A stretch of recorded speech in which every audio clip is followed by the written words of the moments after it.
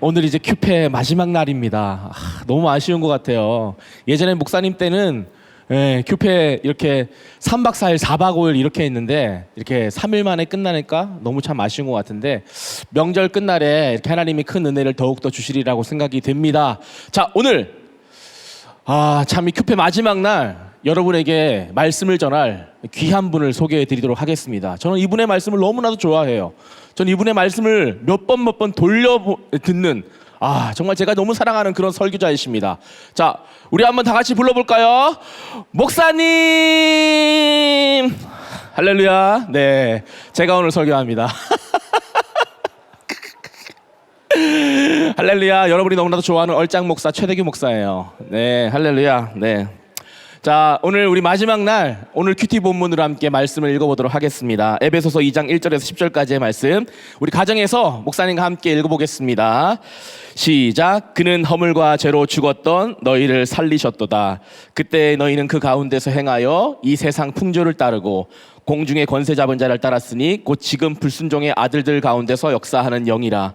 전에는 우리도 다 그 가운데서 우리 육체의 욕심을 따라 지내며 육체와 마음에 원하는 것을 하여 다른 이들과 같이 본질상 진노의 자녀였더니 긍휼이 풍성하신 하나님이 우리를 사랑하신 그 큰 사랑으로 인하여 허물러 죽은 우리를 그리스도와 함께 살리셨고 너희는 은혜로 구원을 받은 것이라.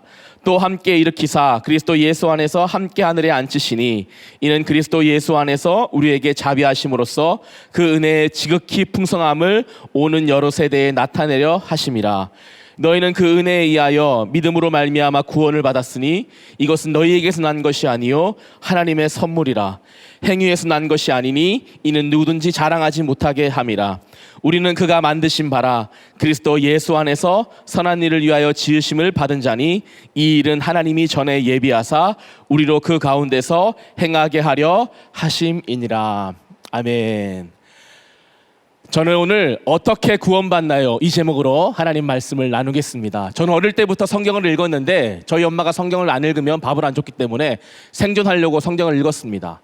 잠잘 때도 성경을 읽었는데 성경이 정말 최고의 수면제였어요. 저는 성경을 들고 다니는 것도 좋아했는데요. 하루는 친구가 저에게 물어봤습니다. 야, 너 성경 왜 들고 다니노? 저는 경상도 출신이에요. 첫날 강은도 목사님이 부산 출신이잖아요. 저는 경상도 출신이거든요. 야, 성경 왜 들고 다니노?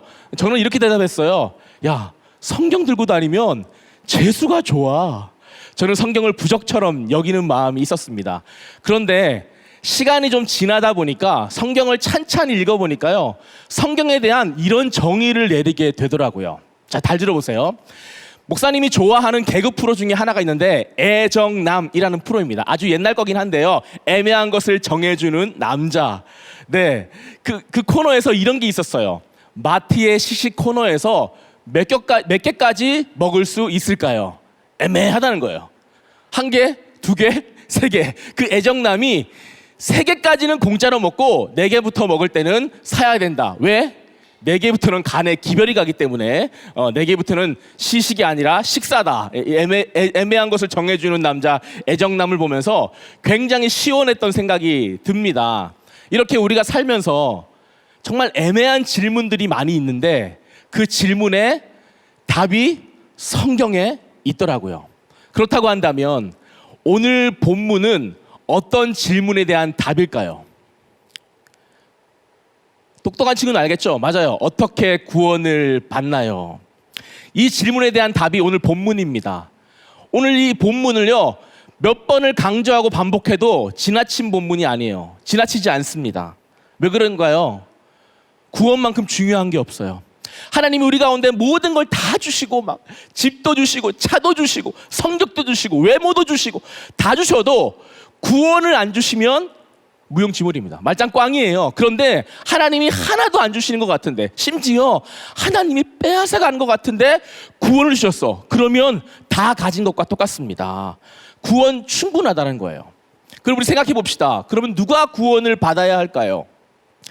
요즘 세계에서 제일 영향력 있는 사람 중 한 사람 뽑으라면요, 저는 일론 머스크를 뽑을 것 같아요. 테슬라, 스페이스, X, 이 사람 말 한마디에 세계 경제가 막 흔들거리는 거예요. 네. 근데 여러분, 일론 머스크라는 이 사람이요, 꿈이 뭐냐면요, 인류의 화성 이주입니다. 사람이 왜 지구에서만 사나? 화성에서 살게 해야지. 정말 황당할 것 같은 이 꿈을 이 일론 머스크가 꾸면서 살아가더라고요. 제가 일론 머스크 보면서 굉장히 도전받았습니다. 아, 왜 인류가 지구에서만 사나? 모든 인류의 천국 이주. 제가 기도하기 시작했습니다. 네, 사랑하는 여러분, 여러분도 기도하세요. 모든 인류의 천국 이주. 네. 모든 것을 다 갖춘 것 같은 일론 머스크도 구원을 받아야 될까요? 아니면 정말 오늘 하루에 너무 살기 힘들어, 그러니까 죽고 싶어 라고 말하는 사람에게 구원이 필요한 걸까요? 모든 사람에게 구원이 다 필요합니다. 왜냐하면 오늘 성경에서 이렇게 말해주고 있어요. 우리가 모두 죽은 상태이기 때문에. 1절에 이렇게 돼 있어요. 그는 허물과 죄로 죽었던 너희를 살리셨도다.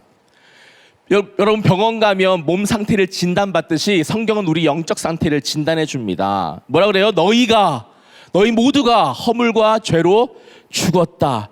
아, 목사님 지금 펄펄하게 살아있는데 뭐가 죽었다는 말이에요? 여기서 죽었다는 말은요, 관계가 끊어졌다라는 말입니다. 허물은 탈선하다는 뜻이고 죄는 관역을 벗어났다는 뜻이에요. 아, 무슨 말인지 잘 모르겠죠? 그래도 느낌은 뭔가 잘못됐다는 걸 느끼잖아요. 그 허물과 죄로 관계가 끊어졌다라는 것을 말합니다.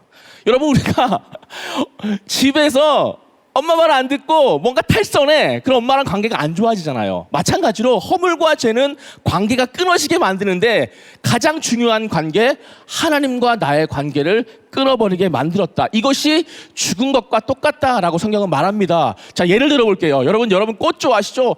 우리 여자들의 로망이 남자들이 그 백송이 장미꽃을 착 선물해주면서 나랑 결혼해 줄래? 이런 거 하는 거잖아요. 그 꽃다발 좋아하잖아요. 근데 여러분, 예쁘게 보이고 화려해 보이는 그 꽃이요, 살아있는 것 같은데요, 죽어있는 상태입니다. 땅 밑에 생명의 원천인 뿌리로부터 끊어져 있기 때문인 거예요. 겉에 볼 때는 굉장히 화려한 꽃이지만 실상은 죽어있는 거예요. 그런데 여러분, 집 앞에 화단에 있는 정말 앙상한 가지를 한번 보세요. 죽어있는 것처럼 보이잖아요. 그런데 살아있습니다. 여러분, 봄이 되면요, 진달래도 피고 개나리도 필 거예요. 왜냐하면 땅 밑에 생명의 원천인 뿌리와 연결되어 있기 때문인 거예요. 그래서 여러분, 겉모습에 현혹되지 마세요. 살아있는 것 같지만 죽어있는 거라는 거죠. 여러분, 꺾어진 꽃이 조금만 있으면 시들잖아요.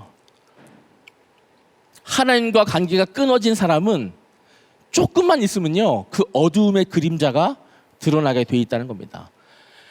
요즘 이렇게 청소년들은 스마트폰 갖고 싶잖아요. 최신형 스마트폰, 최고의 스펙을 가진 스마트폰, 갤럭시, 이런 거 갖고 싶잖아요. 그런데 아무리 좋은 이 스마트폰이라 할지라도요, 여러분, 와이파이가 연결 안 되고 데이터 안 터지면요, 무용지물입니다. 그냥 사진 잘 찍히는 카메라예요. 카메라도 망가졌다. 그러니까 벽돌이요, 그냥 벽돌. 예. 우리의 스펙, 우리의 외모, 우리의 능력이 아무리 탁월해도 하나님과 우리가 연결되어 있지 않으면요, 제일 잘 쓰임받지 못합니다. 무용지물인 것이에요. 그래서 예수 믿는 것은 결국 하나님과 이 끊어졌던 관계를 다시 링크시켜주는 거예요. 목사님이 20대 때 이런 생각을 했습니다. 예수 믿는다는 거는 이렇게 가난한 자들을 돌보는 거고 이러는 거니까, 나는 이렇게 노숙자들하고 좀 같이 이렇게 사역을 하고 싶다. 이런 생각을 했어요. 일반 교회들 보면서 가난한 사람들에게 약간 이렇게 소외시키고 이렇게 하는 거 보면서 비만하면서 이 가난한 자들, 노숙자들과 함께하는 그런 사역자가 돼, 진짜지. 그래서 제가 아내한테도, 여보, 나 이제 노숙자 그런 사역할 거야. 나 이제부터 노숙자들이 다니는 그 교회에 내가 다닐 거야. 말리지 마. 이렇게 아내한테, 아내가 말리지도 않았어요. 어쨌든 간에. 그래서 서울에 그 노숙자들이 다니는 교회를 가기로 마음 먹고 20대 때 막 찾아서 갔어요. 골목을 막 다니다 보니까 진짜 노숙자들이 다니는 그 교회가 있더라고요. 그 교회에 노숙자분들이 정말 가득한 거예요. 자, 본당에 제가 예배드리러 딱 들어갔습니다. 하나님, 제가 있어야 될 것이 여기군요 라고 들어갔어요.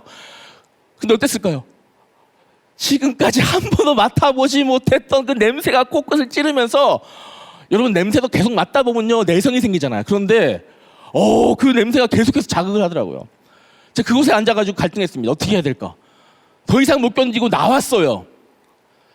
그때 제가 결심했습니다. 아, 나는 노숙자 사역하면 안 되겠다. 여러분, 이 말만 이렇게 하는 사람 있잖아요. 실제로 부딪혀 보면 진짜 자신의 진가가 나오게 되는 거예요. 근데 이 노숙자 얘기했는데 서울역이나 이렇게 뭐 터미널 가면 노숙자분들 많이 계시잖아요. 이분들이 돈도 없고 가난한 게 문제가 아닙니다. 사실 중요한 게 뭐냐면 관계가 끊어진 분들이에요. 이분들에게 가면요, 집도 있고요, 가족도 있고요, 다 계세요. 그런데 관계가 다 끊어진 게 문제라는 것이죠. 여러분, 미켈란젤로라는 유명한 화가가 있잖아요. 여러분, 이 로마에 가보면 바티칸 시구관에 시스티나 성당이라는 게 있습니다. 아, 목사님도 가봤어요. 여러분, 지금은 이제 코로나 때문에 가보지 못하지만 우리 청소년 여러분, 로마 이럴 때 가봐야 됩니다. 시스티나 성당 청장에 뭐가 있냐면 미켈란젤로가 그린 천지창조가 이 천장 벽화에 쫙 그려져 있어요. 사람들이 가다가 갑자기 하늘을 다 쳐다보거든요. 그 천지창조를 다 보고 있는 겁니다. 그 천지창조의 그림 중에 진짜 유명한 그림이 뭐냐면 하나님과 아담이 손가락을 이렇게 하는 거 있잖아요. 이렇게 둘이 이렇게 하는 그림 본 적 있죠? 이 유명한 그림, 하나님과 아담의 모습을 상상하며 그린 그림인데 이 손가락을 연결한 이티같이 연결한 게 있어요. 그런데 자세히 들여다보면요, 그 손가락들이 어떻게 되어 있을까요? 끊어져 있어요. 다 있지 않습니다. 정말 이 미켈란젤로가 천재인 것 같아요.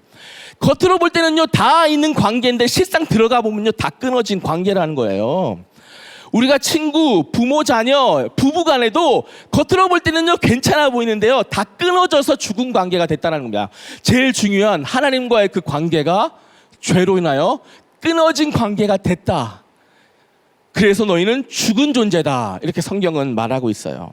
자, 그러면 이 하나님과 관계가 끊어진 자들이 어떤 모습인지 2절, 3절에 나옵니다.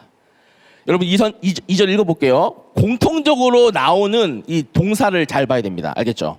자, 찾아보세요. 읽어볼게요. 그때에 너희는 그 가운데서 행하여 이 세상 풍조를 따르고 공중의 권세 잡은 자를 따랐으니 곧 지금 불순종의 아들들 가운데서 역사하는 영이라. 자, 여러분, 반복되는 동사가 뭐였어요? 따르고. 지금 목사님 다 가르쳐줬잖아요. 네, 따른다는 거예요. 관계가 끊어진 죽은 자들은 뭘 따르냐? 첫 번째, 세상 풍조를 따른다는 거예요. 자, 여러분, 이것은요, 이 에베소서는 바울이 에베소서를 AD 60년경에 지었거든요. 여러분, 에베소서는 당시 굉장히 유명한 대도시였습니다. 상업이, 무역이 활발한 대도시, 사람들도 많이 드나드는 곳, 지금으로 말하면 서울, 강남 정도 되겠죠. 정말 많은 사람들이 드나드니까요, 수많은 돈도 모이고, 또 그곳에 사람들이 모이니까 사람들이 섬기는 우상들도 모이고, 그 우상으로 인하여서 음행들도 많이 자행되는 그곳이 에베소였습니다. 바울이 에베소를 딱 생각하면요, 머리가 아픈 거예요. 야, 너무 대도시니까 사람들이 너무 나쁜 영향을 많이 받는 거예요. 음행의 영향을 많이 받는 거예요. 자, 서울, 강남, 여러분, 화려한 빌딩 뒤에 얼마나 많은 술집과 또 음행을 자행되는 곳이 있습니까? 목사님이 시골 지방에서 살다가 왔는데 20살 때 처음으로 강남역에 왔어요. 야, 강남역에 왔는데 와, 너무 멋있더라고. 빌딩도, 저희 동네는 그런 게 없거든요. 빌딩도 막 엄청 높고 사람들도 다 잘생긴 것 같고 여자들도 다 예쁜 것 같고, 와, 제가 막 너무 좋은 거예요. 그런데 제가 충격을 받는 것 중에 하나가 뭐냐면 사람들이요, 사투리를 안 써요. 다 표준어를 쓰는 거야. 형. 여러분, 저희 동네에서는 형을 형이라고 부르지 않습니다. 홍길동도 아닌데 형을 해마라고 부릅니다. 해마. 스팸도 아니고 무슨 해마. 네, 형이라는 말을 들어본 적이 없어요. 해마, 밥 먹었나? 근데 여기는 형, 식사하셨어요? 끝말을 올리잖아요. 너는 밥은 먹었니? 너무 멋있는 거예요. 사투리를 쓰는 저희 입장에서는 도저히 따라할 수 없는 그런 건데 막 따라하고 싶은 거예요. 외모도 따라하고 싶고 말투도 따라하고 싶고. 그런데 좋은 것만 따라하면 좋은데 정말 똥인지 된장인지 구분 못하고 따라하게 되더라는 거예요. 이 세상은요, 하나님 없이도 너무 잘 살 수 있다는 메시지를 계속해서 줍니다. 방송에서도요, 예수 믿는 자의 취약함을 드러내고 예수 없는 자의 아름다움을 드러냅니다. 그러면요, 한 번 듣다, 두 번 듣다, 세 번 듣다가 점점점 우리가 그 시대의 흐름에 따라가게 된다는 거예요. 우리 청소년들의 특징은요, 집단 생활을 잘하는 거예요. 집단 생활. 같이. 예를 들어서 학생이 집에 와서 엄마한테 얘기합니다. 엄마, 나 저거 사줘. 엄마, 나 저거 사줘. 엄마가 생각할 땐 필요 없는 거죠. 너 있잖아, 안 사줘도 돼. 얘가 이렇게 얘기하는 거예요. 엄마, 친구들이 다 가지고 있어. 무조건 사달라는 거예요. 여러분, 지난 겨울에 학교에 들어가 보면요, 싹 다 검은 패딩. 어둠의 자식들 다 검은 롱패드 입고 다녔잖아요. 애들이 하는 대로 다 따라하고 싶어 하는 거예요. 친구 따라서 다 가고 싶은 겁니다. 어제도 우리가 양에 대한 말씀을 들었지만 성경에 사람에 대한 비유, 동물이 있는데 뭐예요? 양 같다 그러잖아요. 우리 한국 사람은 뭐 같다 그러는데 성경에 사실 사람은 양 같다라고 합니다. 여러분, 양의 특징이 있잖아요. 눈이 안 좋아요. 1m밖에 안 보여요. 1m밖에 안 보여. 멍청해요, 양이. 순진한 것 같은데 양이 어디로 갈지 몰라가지고 막 방황합니다. 그런데 여러분, 양이 절벽으로 막 갑니다. 그러면 그 뒤에 양들이 막 쫓아가요. 안 보이니까, 멍청하니까. 근데 양 한 마리가 떨어져 죽어요. 그때 양이 생각합니다. 저 양이 떨어져 죽었네. 돌이켜야지. 이런 생각을 할까요, 안 할까요? 안 합니다. 못 합니다. 우르르르르르 다 떨어지는 게 양이라는 거예요. 자기가 죽는 줄도 모르고 안 보이고 멍청하니까 쫓아가는 거예요. 그래서 양한테 꼭 필요한 게 뭐라고 예수님 말씀하셨잖아요. 목자가 필요하다. 왜? 우리는 이렇게 세상을 막 따라가는 관계가 끊어진 죽은 자들이니까 라고 말한 거인 겁니다. 두 번째로 여러분 또 말씀 보세요. 세상 풍조를 따르 또 뭘 따른대요? 공중의 권세 잡은 자를 따른다. 여러분, 공중의 권세 잡은 자가 누구예요? 마귀잖아요. 마귀. 이 공중이라는 단어가 영어로 air입니다. air, A-I-R. 여러분, 방송 중을 영어로 on air라고 하잖아요. 보이지 않는 전파가 공중에 퍼진다 그래서 on air라고 하는데요. 이 말은요, 자세히 보면요, 이 마귀가 우리 아주 가까운 곳에서 역사한다라는 뜻이에요. 이 말은요, 우리가 그것을 따른다라고 말하고 있는 겁니다. 여러분, 근데 오해하지 마세요. 여러분이 가만히 딱 갑자기 뒤를 탁 돌아보면 처녀 귀신이 있다는 말이 아닙니다.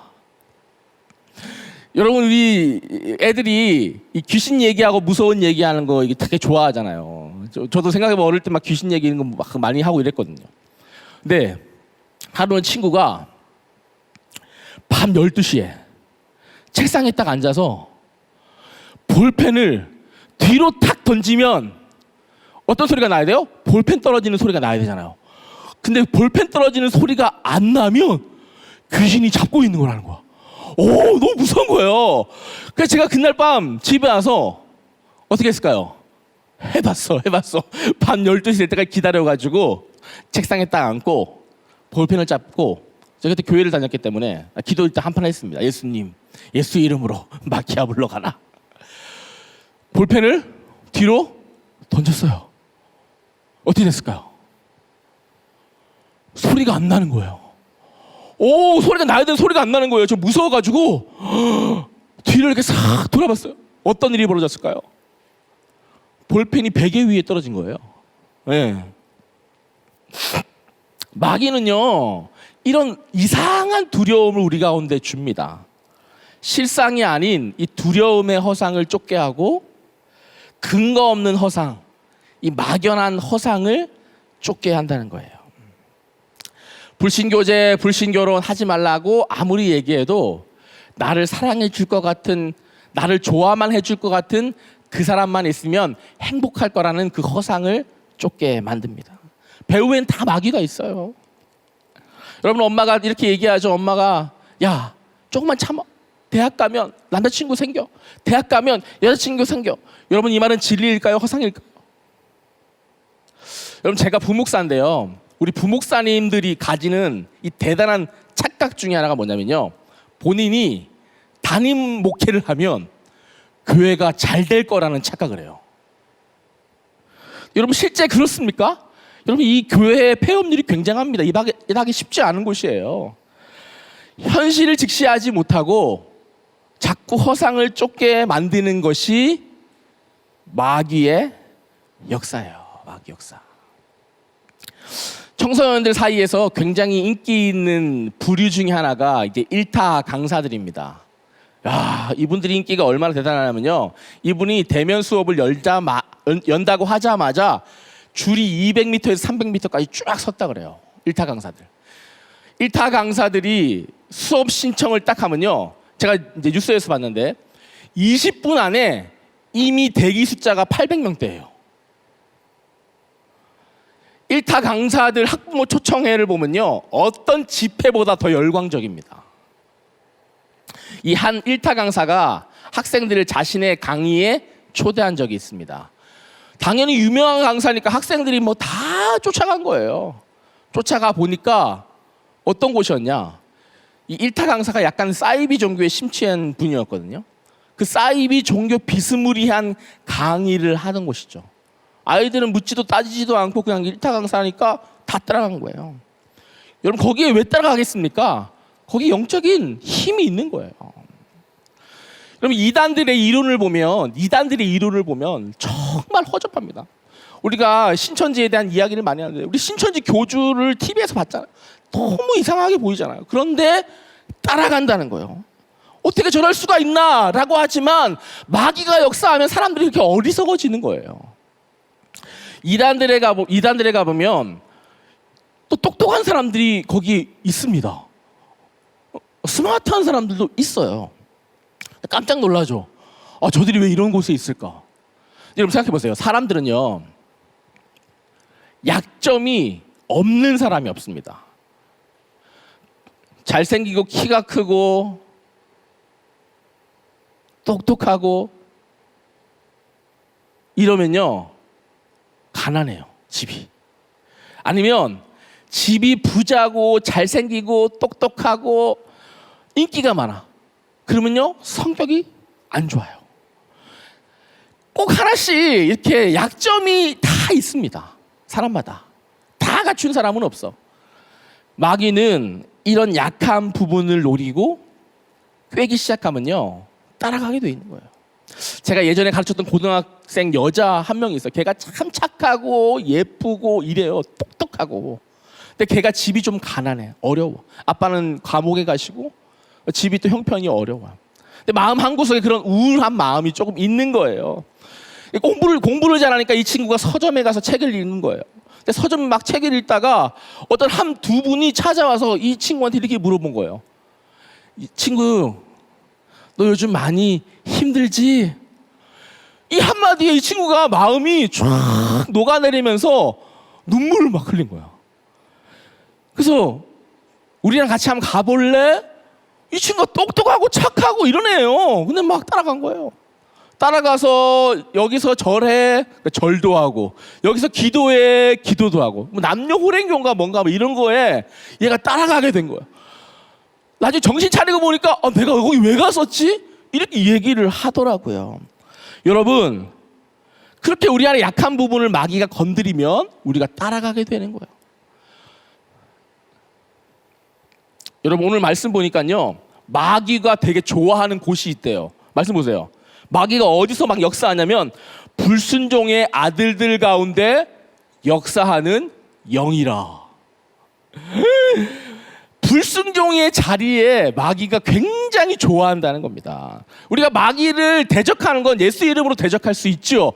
그런데 마귀를 물리치고 마귀의 따라감에 여러분 멈출 수 있는 최고의 방법은요 내가 있는 그 자리를 순종의 자리로 만드는 거죠. 우리 아빠가 마귀가 역사하는 것 같아요. 우리 남편이 마귀가 역사하는 것 같아요. 우리 자녀가 진짜 마귀가 역사하는 것 같아요. 하는 짓 보고 하는 말 보면요 진짜 마귀 역사밖에 없어 이렇게 생각하는 분 있죠.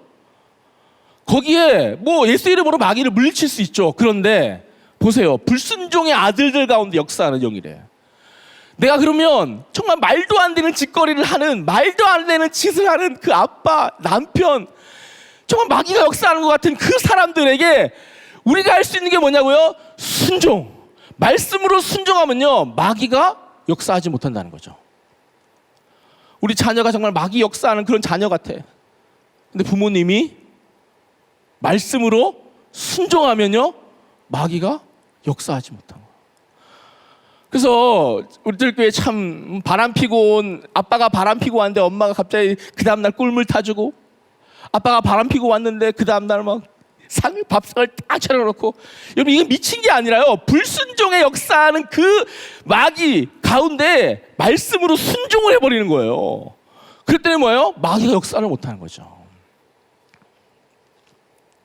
하나님과 관계가 끊어진 죽은 사람들은 이렇게 마귀를 따라간다는 겁니다. 자, 세 번째 보세요. 3절에 이렇게 되어 있습니다. 3절 시작. 전에는 우리도 다 그 가운데서 우리 육체의 욕심을 따라 지내며 육체와 마음에 원하는 것을 하여 다른 이들과 같이 본질상 진노의 자녀이었더니. 여러분, 우리에게는 육체의 욕구가 있습니다. 수면욕, 식욕, 성욕, 배고프면 먹어야 되고 잠이 오면 자야 되고. 여러분, 예쁜 잘생긴 이성을 보면 마음이 두근거려요. 하나님이 딱 세팅으로 놓은 아름다운 욕구입니다. 그런데요, 욕구에 충실한 사람은 두 가지 단어가 있어요. 아, 배고프다, 아, 배부르다. 그런데 욕심이 충만한 사람은요, 꼭 여기에다가 한마디 더 합니다. 아, 배부르다. 그런데 나는 간식배는 따로 있어. 욕구가 충만한 사람인 거예요. 목구멍까지 먹었음에도 불구하고 또 배가 따로 있대요. 여러분, 마음에 드는 이성에게 고백을 하는 것, 정말 마음에 드는 한 사람에게 아, 내가 너가 좋아 라고 고백하는 것, 아름다운 연애의 시작입니다. 그런데요, 마음에 드는 모든 이성에게 다 고백하는 것은요, 뭐예요? 어장관리예요. 여러분, 어장관리는 욕심의 끝판왕입니다. 여러분, 짜장면이 언제 맛이 없을까요? 1번 배부를 때, 2번 짜장면이 불었을 때, 3번 짜장면이 먹고 있는데 짬뽕이 먹고 싶을 때. 몇 번이에요? 3번이에요. 짜장면을 먹는데 짬뽕 생각이 나는 거예요. 맞죠? 자기 것은 안 보이고 남의 것이 보이기 시작하면서부터 우리는 인생이 지옥이 되기 시작합니다. 내 자녀가 안 보이고 다른 아이가 보이면 그때부터 엄마는 지옥이고 가정은 지옥이죠. 내 성적은 안 보이고 다른 아이의 성적이 보이면 지옥이에요. 내 외모는 안 보이고 다른 아이의 얼굴만 보이면 그때부터 지옥이에요. 그러면요, 비교하게 되고. 비교가 뭐예요? 비굴하거나 교만하거나 비교하면서 인생을 그렇게 산다는 거예요. 제 아들이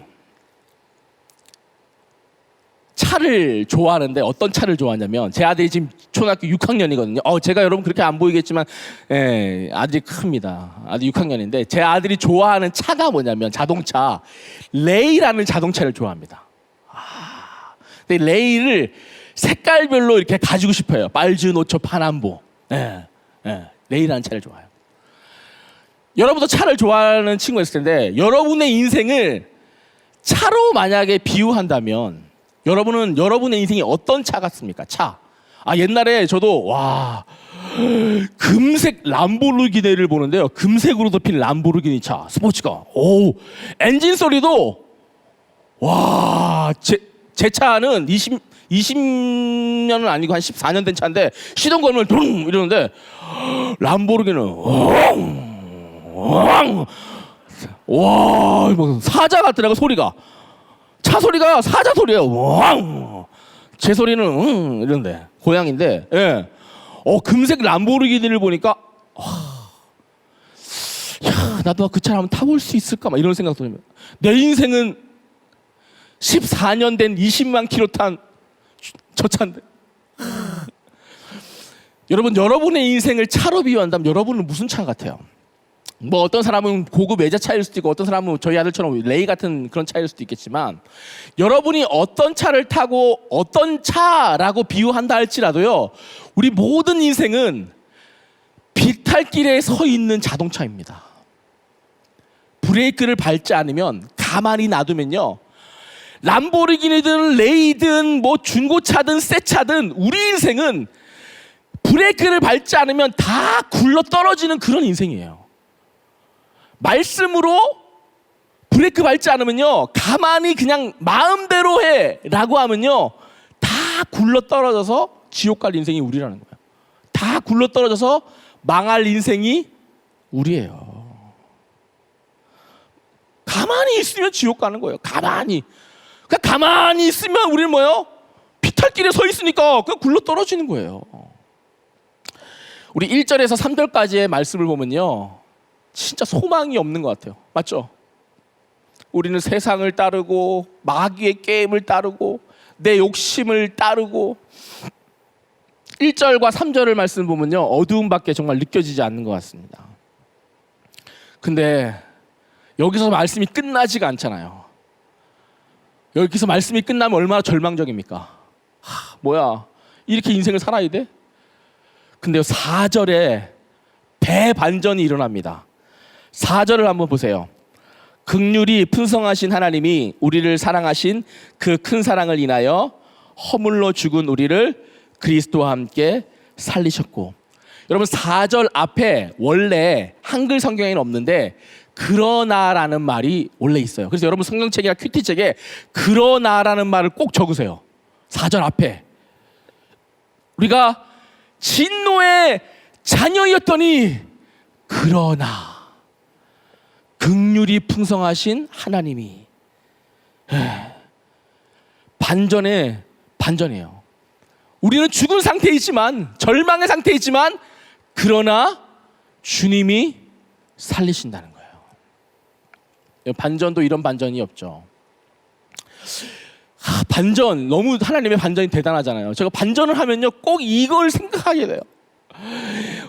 우리나라가 2002년 월드컵이 있었습니다. 근데 우리 지금 중학생부터 고등학생까지 이 연도를 계산해 보니까 고3이 2003년도더라고요. 그리고 이제 중1이 2008년도 생이고, 2002년 한일 월드컵, 우리 어머니도 아버지도 생각해 보세요. 2002년 한일 월드컵 때 온 나라가 막 난리 났어요. 대축제. 우리 한마디면 대통합이었어요. 뭐요? 대한민국. 네, 뭐 모르는 사람도 그냥 지나가다 대한민국 하면 짝짝짝짝짝. 우리가 예수 믿는 사람으로 할렐루야 짝짝짝짝 이랬는데 뭐 그런 거 반응도 없고, 막 대한민국 하면 막 모르는 사람끼리도 짝짝짝짝짝 하면서 온 나라가 이제 굉장히 기쁨에 차 있었던 시간이 있었습니다. 2002년도 때 교회에서 축구를 보고요, 절에서도 축구를 보고요, 장례식장에서 축구를 봤습니다. 문상을 하다가 축구를 보고, 또 문상을 하다 축구를 보고 막 그랬던 시절이 있었어요.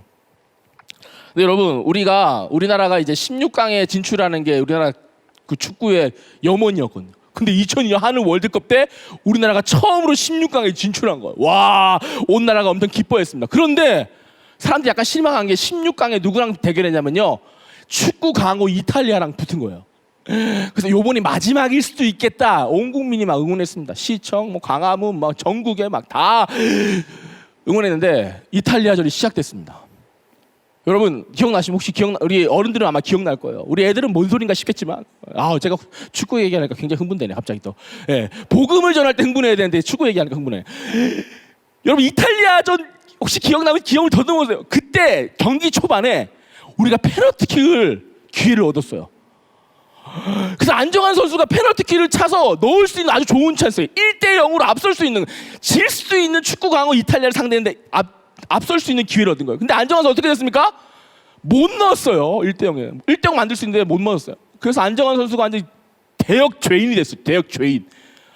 그 전에 미국전 할 때도 못 넣어가지고 네가 축구 선수냐, 내가 차도, 내가 눈 감고 차도 네가 잘 넣겠다, 막 온 국민이 막 안정환 선수 네가 축구 선수냐 핸드볼 선수냐 막 난리 났었거든요. 못 넣었어. 그때부터 안정환 선수 얼굴이 지옥이었어요. 막 와, 뛰는데. 여러분, 근데 전반전이 끝나고 후반전에 우리가 고군분투했는데 이탈리아가 넣었어요. 1대0으로 우리가 지고 있는 거야. 1대0으로 앞설 수 있는 건데 1대0으로 지게 된 거야. 그렇게 후반의 시간이 쫙 지나고 이제 후반 45분에 끝나잖아요. 후반 43분에 굉장한 반전의 역사가 이제 일어납니다. 뭐예요? 그 이름하여 진짜 유명한 축구 선수 설기현 선수가 동점골을 넣었어요. 여러분, 동점골을. 저만 이렇게 흥분하는가? 진짜 저만 대한민국 사람입니까, 여러분? 도와주세요. 우리 스태프들 뭡니까 지금? 영화 봅니까 지금? 그때 다 지금 응원했잖아요, 여러분. 응원했죠? 대한민국 했어요, 안 했어요? 우리 한번 해치고 합시다. 대한민국. 우리 집에 계신 우리 성도 여러분, 친구들 여러분, 그래도 우리가 또 예수 믿는 사람이자 대한민국 국민으로서 이 나라를 사랑하는 마음으로 대한민국을 한번 외치고 한번 설교 계속 듣도록 하겠습니다. 여러분, 자, 여러분 제가 대한민국을 외치면 여러분 짝짝짝짝짝 한번 외치시고 설교를 계속 듣도록 하겠습니다. 알겠죠? 준비됐습니까? 오케이. 대한민국.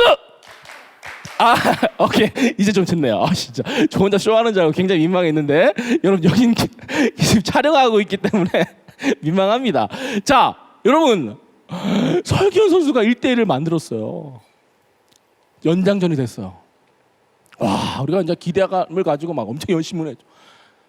대역전 드라마가 일어나죠. 페널티킥을 못 넣었던 안정환 선수가 연장 후반에 헤딩골로, 봤습니까? 여러분? 헤딩골로. 와, 2대1로 대역전을 해가지고 안정환이 아주 그 유명한 반지 키스를 하면서 막 온 나라가 국민, 저도 그때 집에서 보고 있었는데 막 갑자기 베란다로 뛰쳐나가서 대한민국 소리 지르고 마치 예수님이 오신 것처럼 제가 그 기뻐했는데, 제가 잘 생각해 보면요, 그때만큼 기뻐했던 적이 없는 것 같아서 회개가 됩니다. 어쨌든 간에 온전한 반전이 일어나서 우리가 그때가 8강에 진출하고 뭐 4강까지 갔잖아요. 여러분, 이 안정환 선수가요 완전 중죄인에서 설기현 선수의 심폐소생술로 살아난 거예요. 여러분, 뭐 안정환이 결국 골을 넣어서 이기긴 했지만요, 설기현 선수가 못 넣었으면 안정환 끝났어요. 설기현 선수가 후반 43분에 골을 넣었기 때문에 그것도 이길 수 있었던 거예요. 완전 중죄인에서 이제 국민 영웅이 된 거죠. 여러분 잘 생각해 보세요. 우리가 죄인으로 죽어서, 죄로 죽었어요. 가망 없는 나에게 한 분이 나타나셔서 심폐소생술을 하기 시작합니다. 그로 인해 우리가 살아났다는 거죠. 여러분, 우리의 죄가 아무리 커도요 하나님의 긍휼보다는 클 수 없어요. 하나님의 긍휼이 더 큽니다. 우리의 상처가 아무리 깊어도 하나님의 사랑이 더 깊으세요. 여러분, 겨울철에 햇빛을 다 막기 위해서 커튼을 다 치고 쳐도 그 커튼 사이에서 빛이 이렇게 들어오잖아요. 우리 예수님이요, 우리의 마음이 너무 어둠으로 가득 차 있어도 우리 마음에 열려있는 그 작은 틈으로 예수님의 말씀의 빛이 막 들어오기를 원하신다는 거죠. 여러분, 6절, 7절 말씀을 보면요 반복되는 단어가 있습니다. 뭐예요? 또 함께 일으키사 그리스도 예수 안에서 함께 하늘에 앉히시니 이는 그리스도 예수 안에서 우리에게 자비하심으로써 그 은혜의 지극히 풍성함을 오는 여러 세대에 나타내려 하심이라. 여러분, 우리에게 심폐소생술을 하는 분이 누구예요? 또 함께 일으키사 그리스도 예수 안에서, 이는 그리스도 예수 안에서. 여러분 걸레를 이렇게 쥐어짜면 뭐가 나와요? 이렇게 물이 나오죠. 걸레를 막 쥐어짜면. 우리 하나님 말씀 성경을 막 쥐어짜면 뭐가 나올까요? 성경을 막 쥐어짜면 뭐가 나올까요? 종이가 나와요? 성경을 쥐어짜면 요한복음 3장 16절이 딱 나올 거예요. 하나님이 세상을 이처럼 사랑하사 독생자를 주셨으니 이는 그를 믿는 자마다 멸망치 않고 영생을 얻게 하려 하심이니라. 여러분, 이런 말 들어본 적 있습니까? 사람의 체온이 36.5도인데 그리스도인의 체온은 31.6도다. 진짜 31.6도면 저 체온으로 죽죠. 이게 무슨 말일까요? 그리스도인은 이 요한복음 3장 16절 하나님이 지극히 사랑하셔서 우리 가운데 주신 그 독생자 예수 그리스도로 말미암아 다시 살아나고 다시 희망을 얻고 다시 믿음을 가지고 다시 이렇게 세움을 받는 그 예수 그리스도를 믿는 그 믿음으로 말미암아 우리의 모든 삶과 몸에 그 예수님의 피가 흐른 거, 그 말씀이 흘러나온다, 이것을 의미하는 거잖아요. 우리에게 주신 그 독생자 예수님으로 말미암아 구원을 얻는다라고 말하고 있어요. 우리가 죄를 짓고 또 회개를 하고 죄를 짓고 또 회개하고 이런 자괴감에 빠져서요 이렇게 생각합니다. 하나님이 나 안 용서해 주실 거야. 그냥 혼자 방구석에 처박혀서 하나님이 그냥 나를 포기하실 거야, 이런 생각에 우리가 사로잡힐 때가 있습니다. 그런데 오늘 말씀을 다시 보세요.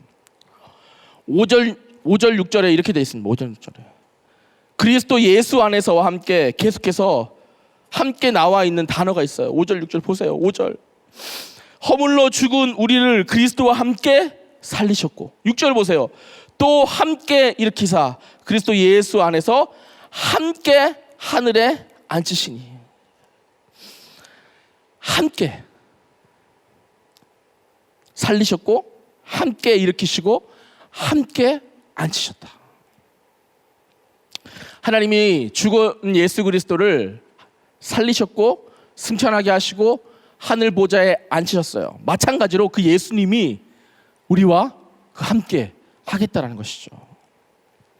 환자에게 의사가 함께 있고 자녀에게 부모가 함께 있고 부부간에도 함께 있잖아요. 이게 중요하다는 거죠. 죄인을 살려내는 때는 첫 번째가 뭐예요? 함께 하는 거예요. 함께. 예수님의 특징이 정말 함께인 것 같아요. 함께. 제가 이런 생각을 이렇게 해봤는데, 예수님이 2000년 전이 아니라 요즘 오셨다면 우리 예수님은 과연 유튜버를 하셨을까? 이런 생각을 해봤어요. 여러분 어땠을 것 같아요? 예수님은 유튜버를 하셨을까요? 저는 하셨을 것 같아요. 예수님 유튜브를. 그러면서 유튜브 메인 화면에 이렇게 적혀 있을 것 같아요. 수고하고 무거운 짐진 자들 모두 컴온 베이비, 뭐 이렇게. 네. 제자들에게 또 이렇게 말씀하셨을 것 같아요. 너희는 가서 세상 끝날까지 내 링크를 전하여라, 뭐 이렇게. 네. 예수님이 먹는 거를 이렇게 좋아하시잖아요. 예수님 막 먹방도 찍으시고, 이번 주는 말씀 먹방, 이번 주는 오병이어 먹방, 이번 주는 특별히 결혼식장 먹방. 포도주 필요 없어, 물로 충분해, 뭐 이렇게. 이런 유튜버. 예수님이 공격을 또 많이 받으셨잖아요. 미운 사람에게, 바리새인들에게. 예수님도 이런 유튜버 했을 것 같아요. 나를 싫어하는 사람 지혜롭게 대처하는 법. 유튜버. 그러니까 예수님은 이 결혼식장도 장례식장도 모든 먹는 자리도 자는 자리도 불러줘도 안 불러줘도 늘 함께 하셨던 것 같아요. 심지어 바리새인들도 함께 하셨던 것 같아요. 근데 요한복음 3장에 보면 니고데모가 밤중에 예수님을 찾아오잖아요. 근데 밤새 예수님이 알려주세요. 귀한 말씀을. 근데 니고데모랑 밤에 잤다는 얘기는 또 없더라고요. 근데 예수님이 사람들이 그렇게 싫어하는 세리는 먼저 예수님이 찾아가서 내가 너희 집에서 자도 되니? 라고 물어보셔요. 오늘 같이 잘 수 있니? 이렇게. 예. 그러니까 예수님이 이렇게 함께 늘 이렇게 할 사람을 찾아다니신 것 같아요. 근데 예수님이 사람들하고만 이렇게 늘 함께 하는 게 아니라 사실 사람들이랑 함께 하기 이전에 예수님은 단 둘이 하나님과 함께 하는 시간을 가지셨어. 늘 새벽 미명에, 한밤중에 하나님과 단둘이. 이 시간은 방송 시간이 아닙니다. 하나님과 단둘이 보내는 시간입니다. 뭐 이렇게. 제가 뭐 이런저런 생각을 하다가 요즘 5인 이상 집합금지가 있잖아요. 4명만 다니는. 근데 우리 예수님이 5인 이상 집합금지를 처음 했더라고요. 예수님이요, 여러 명의 제자들하고 같이 다니다가도 중요한 순간에는 3명의 제자들하고만 다니시더라고요. 맞죠? 베드로, 야고보, 요한. 예수님 4명. 예수님이 5인 이상 집합금지를 처음 하신 거라고 저는 그냥 이게 막 생각했어요. 예. 예수님은 이게 늘 함께 하셨다는 거죠. 근데 우리는 이렇게 공유하고 싶은 사람하고만 공유하잖아요. 차단 시킬게. 마음에 안 들어, 싫어. 요즘 우리 현재 겪고 있는 이 코로나 때문에 우리가 이 함께의 가치를 너무나도 많이 깨닫고 소중함을 느낍니다. 매년 우리 여름 겨울 수련회를 했는데 정말로 이렇게 다 같이 모여서 찬양. 저는 진짜 근데 제일 진짜 해보고 싶은 게 뭐냐면요, 막 진짜 찬양도 찬양이지만 다 같이 찬양하면서요 같이 침을 막 튀겨봤으면 좋겠어요. 침 튀겨서 여러분 그런 적 없습니까? 막 찬양할 때 침이 튀어서 앞에 친구의 머리에 못 얹어. 그런 적이 전 많거든요.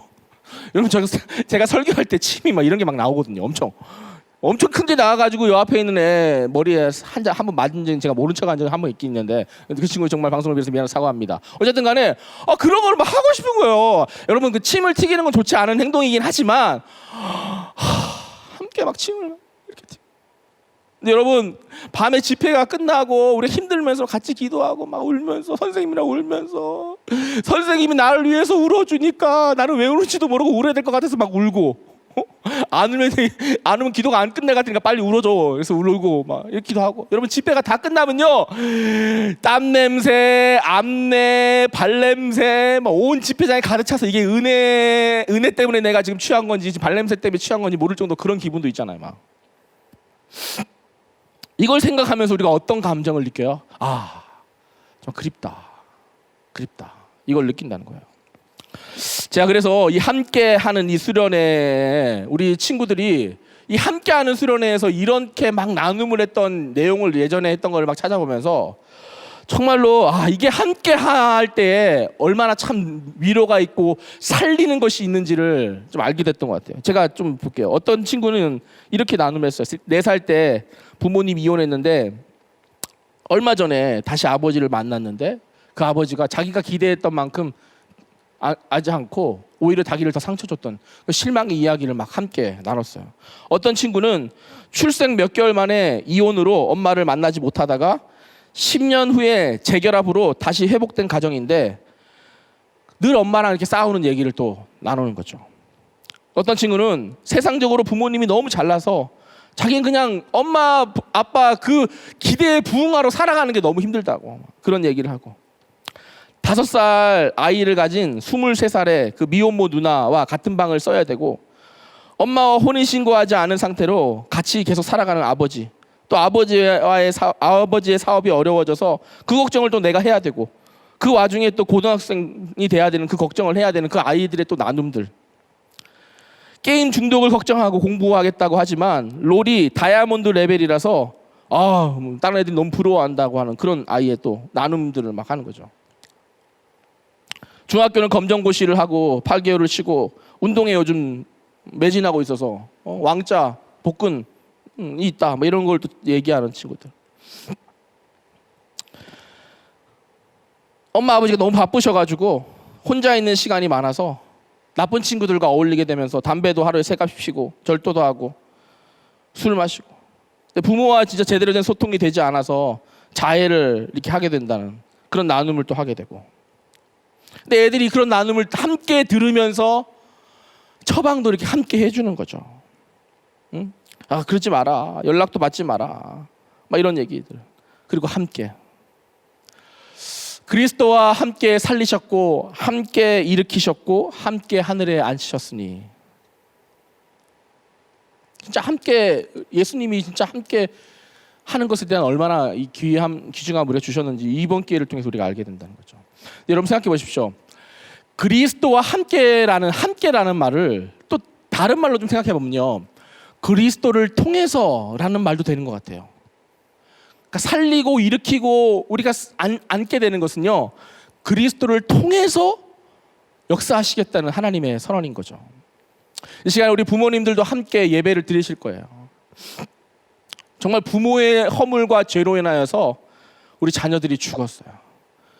부모님의 끝없는 욕심 그에 따른 결론으로 자녀는 안정감을 잃어버리고 세상을 따라가게 됐습니다. 자신이 이 세상에서 하나도 소중한 존재라는 사실을 모른 채 나는 필요 없는 것 같아 라고 여기게 된 것은요 부모님의 끝없는 욕심을 채워주지 못한 삶의 결론일 것이에요. 어떤 부모도 자녀한테 너 나쁘게 살아 넌 안 소중해 이렇게 말하지 부모는 없습니다. 그 부모의 그 욕심을 채워주지 못하니까 자녀는 포기하게 만들어버리는 거죠. 지금 예배를 드리시는 부모님들 이 사실로 인하여서 많은 절망과 어려움을 겪고 계실 거예요. 정말 그때는 몰랐다라는 후회와 그 안타까움의 눈물을 흘리시면서 애통하실 거라는 생각이 듭니다. 저는 오늘 이 말씀이 그들에게 이 복음이 여러분 가운데 위로를 줄 거라는 생각을 해요. 그리스도와 함께 살리신다고 하시는 거죠. 자녀가 살아나는 길은요 학벌도 주식도 유산도 다른 어떤 것이 아니라 그리스도를 통해서만이 가능하다고 오늘 말씀해 주시는 것이죠. 저는 정말 이것을 믿어요. 이것은 정말 우리 가운데 주시는 분명한 주님의 약속인 것이죠. 저는 이 약속이 여러분만이 아니라 제가 이 말씀을 보면서 이 말씀을 계속 묵상하면서 하나님이 저에게 주신 약속이라는 것을 제가 믿게 됐어요. 제 아들이 초등학교 6학년이고 제 딸이 이제 중학교 1학년입니다. 지금 이 시간 제 딸이 제 설교를 들을 거예요. 제 딸 작년에 6학년 때 집에만 있고 이렇게 하다 보니까 너무 힘든 시간을 보냈던 것 같아요. 제 딸과 제 아내와 저랑 함께 있었습니다. 함께 웃고 함께 식사하고 함께 TV도 보고. 근데 이 딸이 함께 있었는데 우리가 그 함께 있는 그 시간 방에 앉아서 친구들한테 계속해서 문자를 보냈더라고요. 뭐냐면 죽고 싶다. 와, 나 너무 소중하지 않은 것 같아. 난 이 세상에 살 가치가 없는 것 같아. 이런 문자를 계속 보낸 거예요. 학교에서 심각하다고 선생님으로 전화를 받았습니다. 전 처음에 장난인 줄 알았어요. 아니 처음에 그냥 노래 가사를 적은 줄 알았어요. 우리 딸에게 이런 일이 생길 거라는 생각을 한 번도 해보지 않았습니다. 제가 그 딸의 선생님의 전화를 받고 딸을 만나러 갔어요. 아빠가 전화를 받았어. 누구라고 물어보니까 학교 선생님한테 전화가 왔어. 그때 딸이 막 울면서 제 품에 안기더라고요. 그렇게 한 20-30분 동안 막 울고 나더니 딸이 저한테 얘기를 하는 거예요. 아빠, 나는 친구도 없어. 아빠, 나는 정말 예쁘지도 않아. 아빠, 나는 아무도 나를 좋아해 주지 않는 것 같아. 나는 할 수 있는 것도 아무것도 없어. 아빠, 나는 그냥 책 읽는 게 좋아. 왜냐하면 책을 읽을 때면 나는 딴 세상에 가 있는 것 같거든. 그런 이야기를 막 하고 제 품에 안아서 우는데 제 마음이 정말 많이 무너져 내렸어요. 여러분, 근데 그 시간들이 함께 있는 시간이었어요. 제가 함께 있었다고 생각했어요. 함께 먹고 함께 웃고 함께. 그런데 함께 있는 그 시간에 우리 딸은 그 마음속 깊은 외로움을 느끼고 있더라고요. 근데 생각을 해보니까요, 제 딸에게 보여준 우리 부부의 함께의 모습이 늘 이렇게 서로를 비꼬고 비아냥거리는 말투, 늘 어떤 돈 때문에 끝에는 싸움이 되며 우리가 왜 결혼해서 이 난리를 치냐, 뭐 이런 말들로 항상 맺게 되는 이 함께의 모습을 보여준 것밖에 없다라는 생각이 듭니다.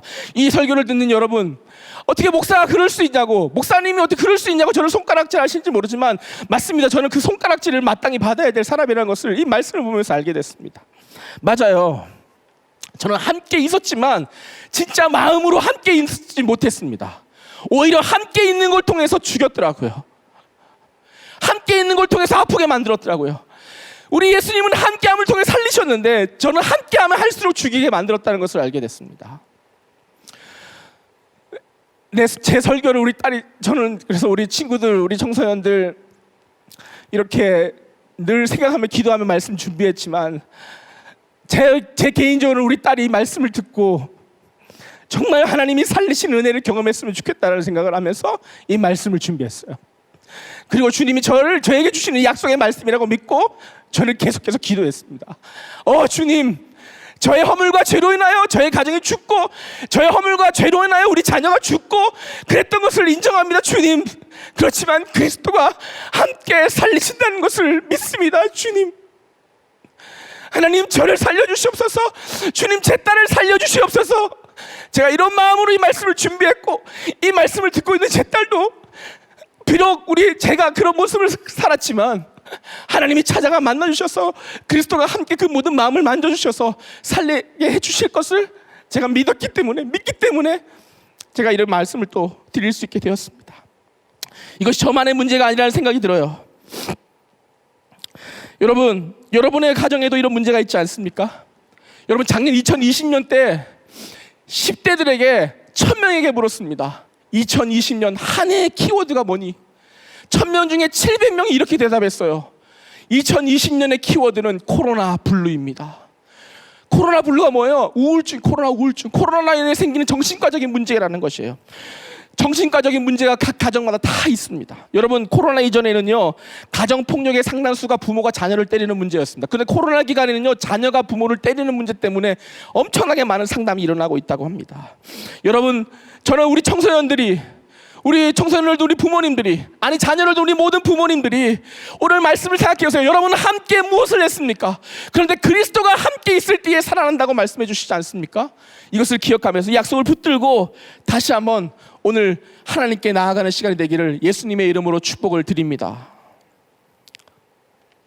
여러분, 그래서 오늘 세 번째로 중요한 말씀이에요. 그럼 우리는 구원을 어떻게 받을 수 있나요? 이게 18절, 19절에 나오죠. 이제 간단하게 정리하면 딱 세 가지입니다. 첫 번째, 행위로 받을 수 없다. 두 번째, 은혜로 받는 것이다. 세 번째, 믿음으로 받는 것이다. 우리 18절, 19절을 한번 읽어보면요. 8절, 9절 읽어보면요. 너희는 그 은혜에 의하여 믿음으로 말미암아 구원을 받았으니 이것은 너희에게서 난 것이 아니요 하나님의 선물이라. 행위에서 난 것이 아니니 이는 누구든지 자랑하지 못하게 함이라. 우리는 행위로 구원받을 수 없습니다. 구원을 얻기 위한 우리의 어떠한 노력도 구원을 가져다 주지 않습니다. 뭐 이런 어릴 때 이런 우리가 늘 불렀던 찬양했어요. 돈으로도 못 가요 하나님 나라. 돈으로 못 가는 곳이 없어요 요즘에. 근데 하나님 나라는 절대 못 간다는 거죠. 잘생겨도 못 가요 하나님 나라.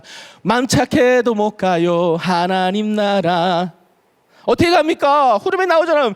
믿음으로 가는 나라 하나님 나라 나오잖아요. 겉으로는 그럴듯하게 보이는 우리 모두가 사실 100% 죄인이에요.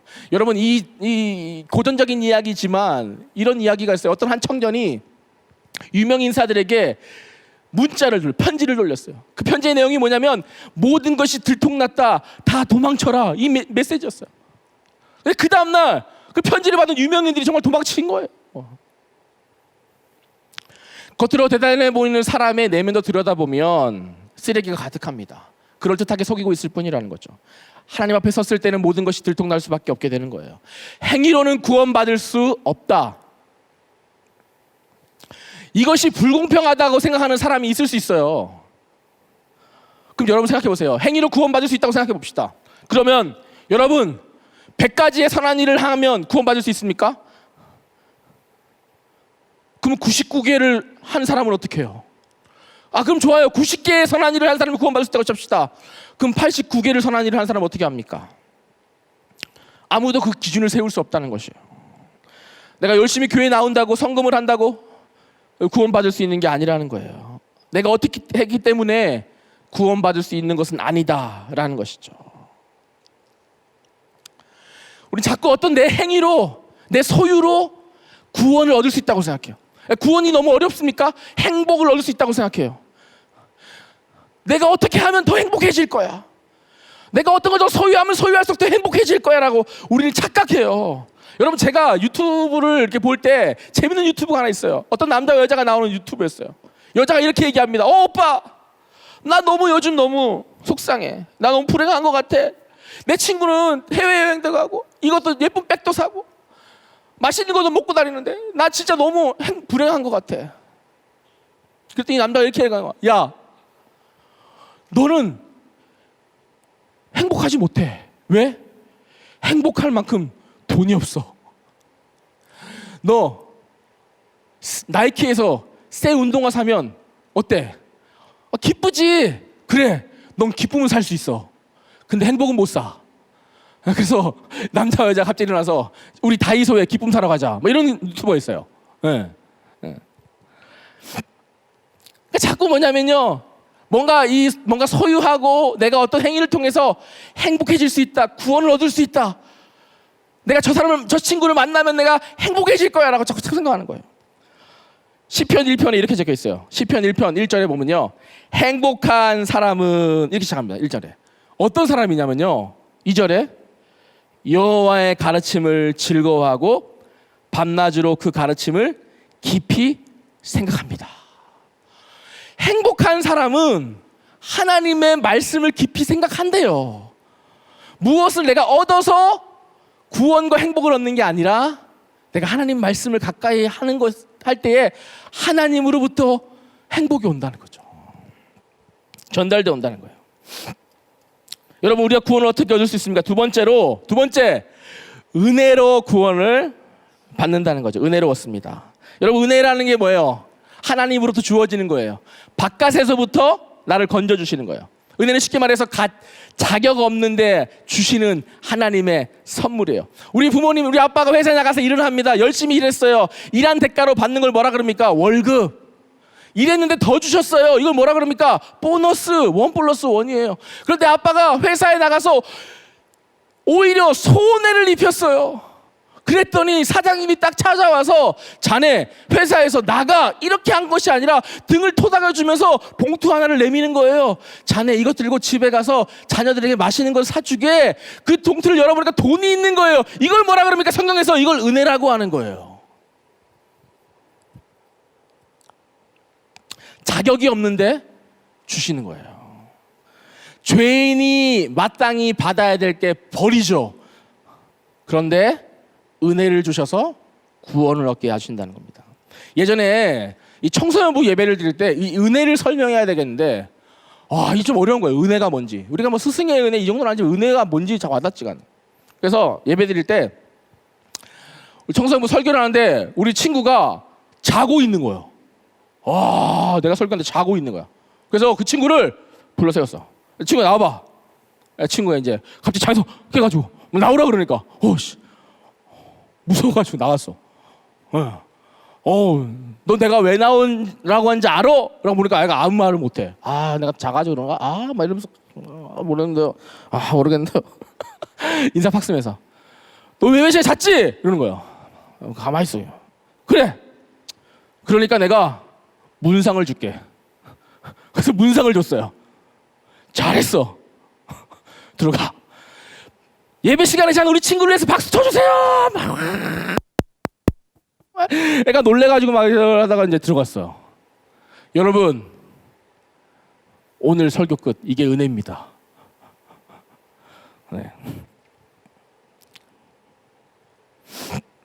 여러분, 합리적으로 아무리 설명하려고 해도 설명할 수 없는 것이 은혜예요. 근데 많은 것들이 은혜이지만 오늘 8절에 보면요, 이렇게 성경에 되어 있어요. 8절에 뭐라고 되어 있어요? 너희는 그 은혜에 의하여. 정관사 그가 보세요.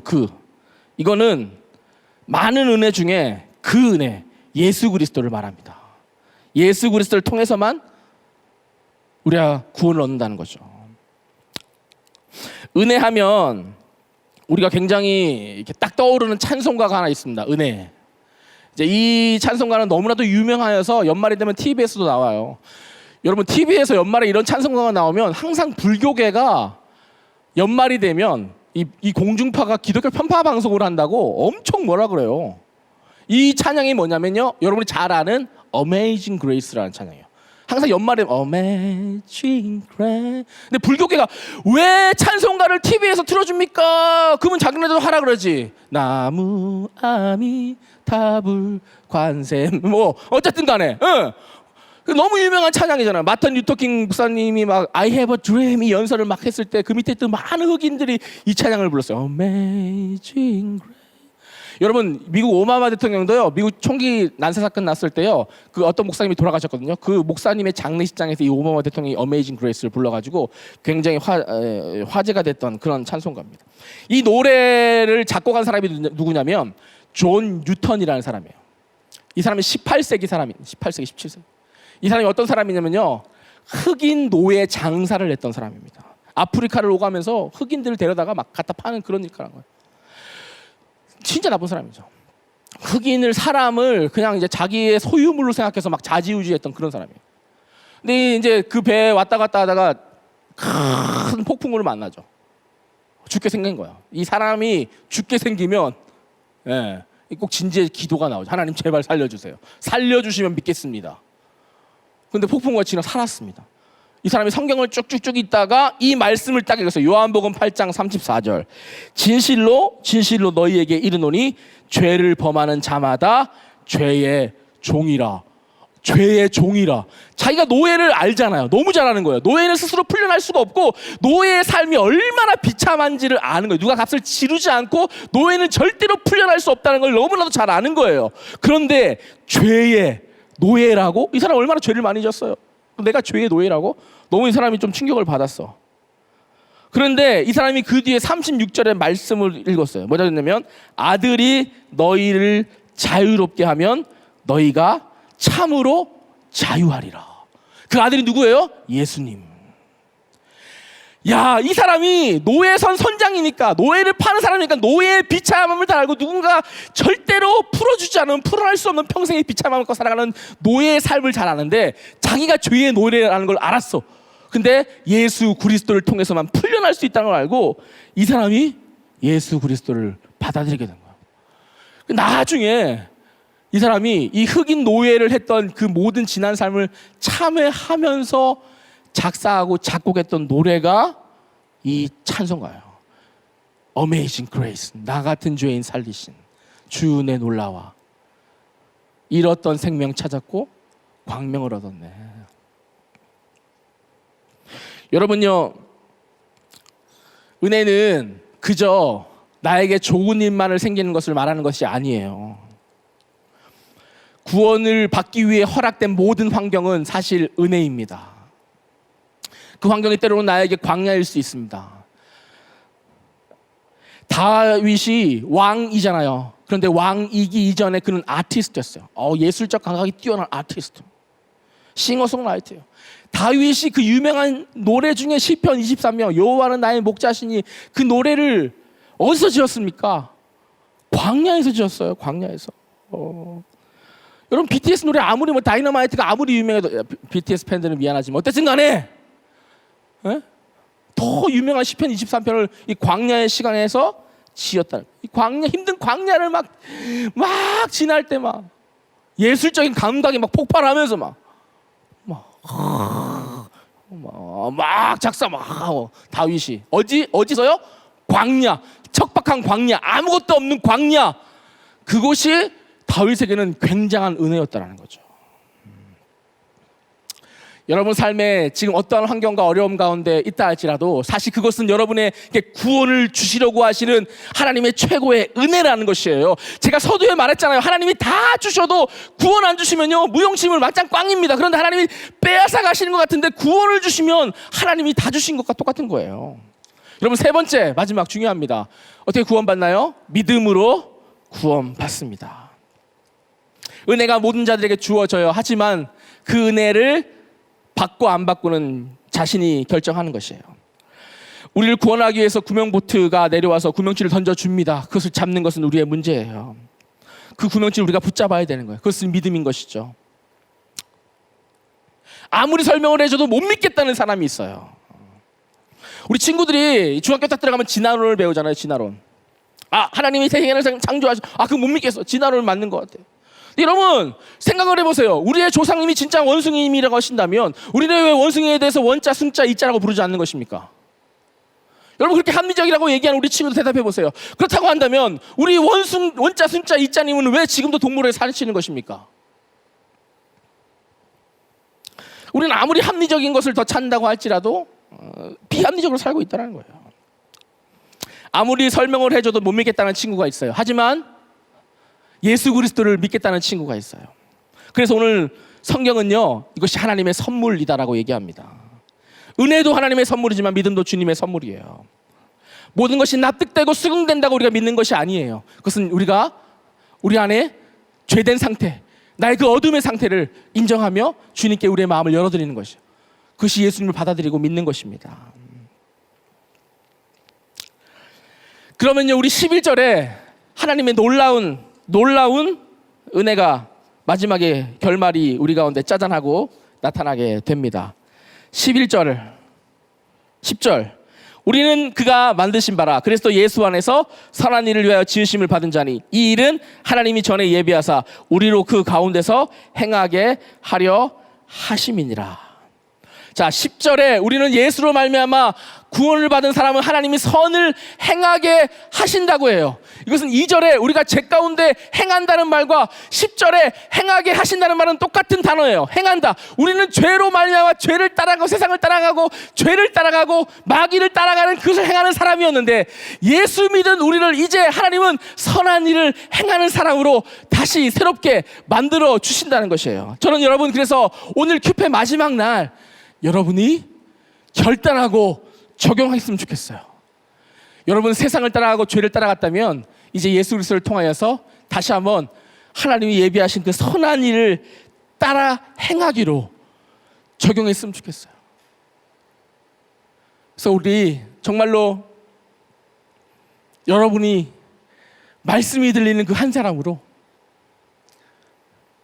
우리 가정에는 다 세상을 따르고 마귀를 따르고 욕심을 따르는 사람밖에 없는데, 주님, 저는 하나님이 말씀하신 그 선하심, 그것을 내가 따라 행하기를 원합니다. 이렇게 여러분이 기도하면서 결단했으면 좋겠어요. 그 작은 결단은 오늘부터 시작되는 것이에요. 여러분이 지금 끊겠다고 하는 것, 여러분이 다시 시작하겠다고 하는 큐티, 여러분이 다시 보지 않겠다고 말하는 그 음란물들, 여러분이 행하겠다고 하는 그 모든 약속들을 다시 한번 결단하면서 행하기를 위해서 기도했으면 좋겠어요. 그래서 하나님이 만드신 그 아름다운 창조물로서 여러분이 정말로 구원받은 주의 백성으로서 멋지게 살아나갈 수 있기를 예수님의 이름으로 간절히 축복합니다. 하나님을 본받는 여러분, 그 아름다운 모습으로 오늘 하루 이렇게 보여주시는 여러분이 되었으면 좋겠습니다. 이 시간 우리 하나님의 은혜라는 찬양을 함께 하면서 우리 좀 기도하면서 주님께 나아갔으면 좋겠습니다. 나를 지으신 이가 하나님, 나를 부르신 이가 하나님, 나를 보내신 이도 하나님, 나의 나 된 것은 다 하나님 은혜라. 나의 달려갈 길 다가도록, 나의 마지막 걸음 다하도록, 나로 그 십자가 품게 하시니, 나의 나 된 것은 다 하나님 은혜라.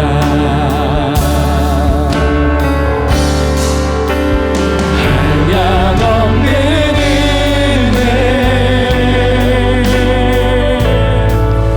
갚을 길 없는 은혜, 내 삶을 애워싸는 하나님의 은혜, 하나님의 은혜. 나 주저함 없이, 나 주저함 없이 그 땅을 밟음도 나를 붙드시는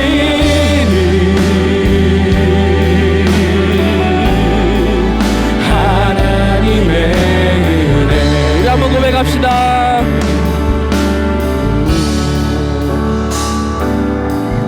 나를 지으신 이가 하나님, 나를 부르신 이가 하나님, 나를 보내신 이도 하나님, 나의 나 된 것은 다 하나님 은혜라.